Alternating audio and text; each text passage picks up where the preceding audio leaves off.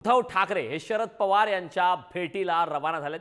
थोड्याच वेळात उद्धव ठाकरे सिल्वर ओकवर पोहोचणार आहेत। विधानसभा निवडणुकीनंतर पहिल्यांदाच आता उद्धव ठाकरे आणि शरद पवार यांची भेट होणार आहे। स्थानिक स्वराज्य संस्थांच्या निवडणुकांबाबत देखील या दरम्यान चर्चेची शक्यता आहे। महापालिका निवडणुका देखील आता तोंडावर आल्या आहेत।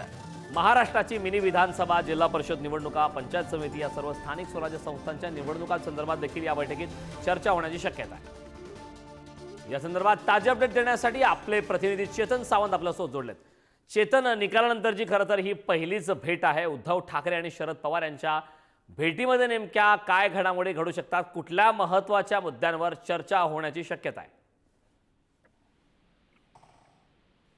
किरण, खरं तर आपण पाहिलं असेल तर विधानसभा निवडणुकीनंतर कुठेतरी महाविकास आघाडीमध्ये बिघाडी आहे का असं चित्र दिसत होतं। कारण की येणाऱ्या स्थानिक स्वराज्य संस्थांच्या निवडणुका असतील, महानगरपालिकेच्या निवडणुका असतील, या संदर्भात स्वबळावर लढण्याचा इशारा उद्धव ठाकरे यांनी दिला होता।